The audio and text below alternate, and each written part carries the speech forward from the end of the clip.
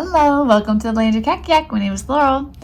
I have to bind some notebooks today for a friend of mine, and I thought I would just take you along and give you some facts about coil binding on my binding machine. And I'm also going to link in the description box to everything I show you today, as well as a potential alternative to coil binding that's a little more affordable if you want to get started on something like this, but you don't want to invest quite so much. And I even maybe would have done this myself if I had known about it before I bought my binding machine. But if you love the coil binders like I do, you're gonna need paper, right? So a ream of paper is about $8 a ream. There's usually about 500 sheets in there. That calculates out to almost 2 cents a page, right, of paper. You saw my chipboard. I use those on the back of my notebooks. I'm punching one right now. It's like extra, thick. And those do come in kind of a variation of thicknesses. These ones, since I was doing them for somebody else, I used some better ones. Sometimes I just use really cheap ones that are thinner. But for a pack of 12 of that chipboard, a pack of 10 is about $12. So it's a little over $1 a piece for one of those.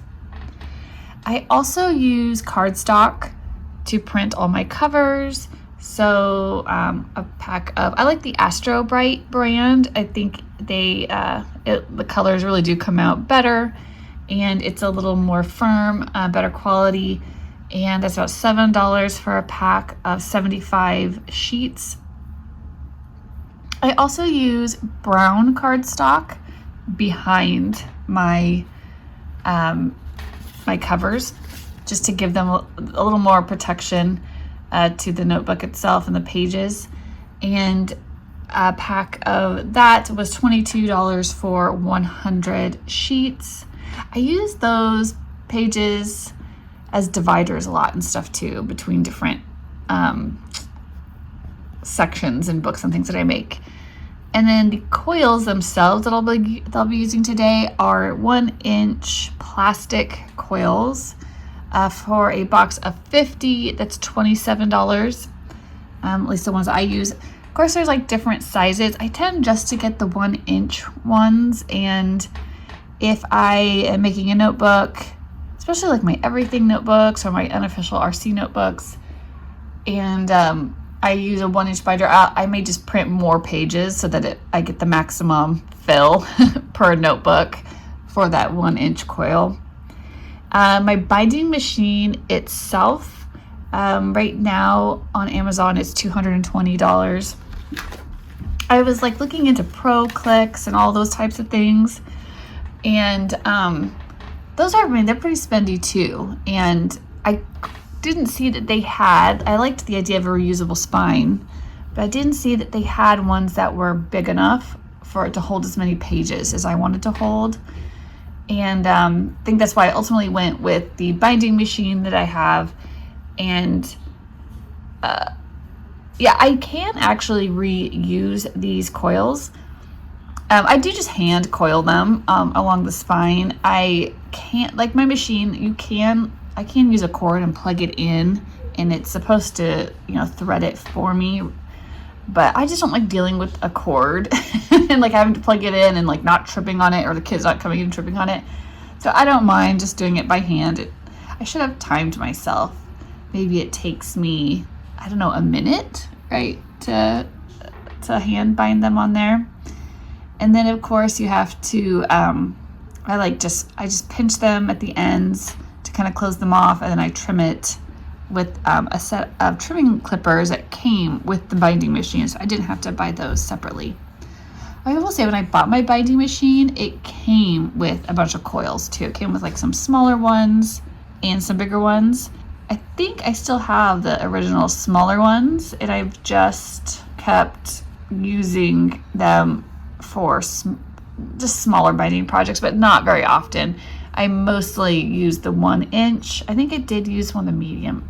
I could have used a smaller one, but like I said, I'd rather do less binding and just print more pages of something versus using a smaller coil and printing a notebook multiple times. But yeah, I have been known to scavenge coils and chipboard and all types of stuff to make something new when I'm done with something, and maybe I'm not going to use it ever again, or I'm not going to use it for a couple more years until like my next child is going to use it, and I may just binder clip it and put it in a drawer somewhere until I'm going to use it again.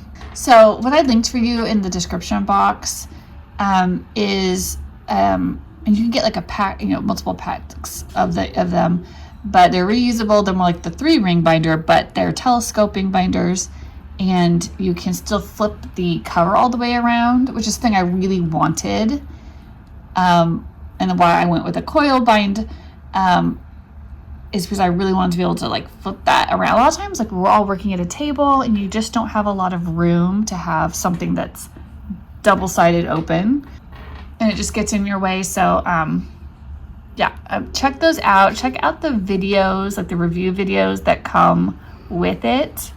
Okay, I am all done binding her notebooks. Let me show you how they turned out. Okay, so for her oldest, who's going into 5th grade, she got an everything notebook. It turned out like this. I put some extra pages in it. That's how hers turned out for her oldest. And then she also wanted the McGuffey 3rd Reader copywork. So that's such a big document. I mean, the 3rd Reader is probably going to last more than one school year, right, to get through all the lessons. But I split it into 2 notebooks, so it wouldn't be like so huge. I don't even know if both of them would fit in this 1-inch coil. Yeah, that's how it turned out. I love coils because they can open all the way flat, and I love, flipping them over like that. It's just so much more user-friendly. These are done for her oldest daughter, and then her middle daughter, who's going into 1st grade, is using she's using the McGuffey primer, and so she got the reading and writing companion notebook. So you only need 1 for the primer, and this has the lessons, for the entire book. And then she's using the everything else notebook system with them. So she has these matching ones. It says everything else level 0. And this one is Bible, Social Studies, and Math. And this one is Bible, Science, and Math. There's also one that's Social Studies, Science, and Math, like those 3. But she wanted to do Bible. She'll be doing one or the other. We discussed this, that she won't be doing Social Studies and Science at the same time with her 1st grader. So she can use one or the other. And of course, if she gets through both of them in a school year, we can just print her some more. So here's her 1st grader's notebooking system. So she'd only be using 2 of these at any one time, one for her language arts and one for everything else. Okay, I just thought that would be fun to share. I'm gonna try to like put together some of the little goodies to put in the box with this to send to them, and I'll talk to you soon.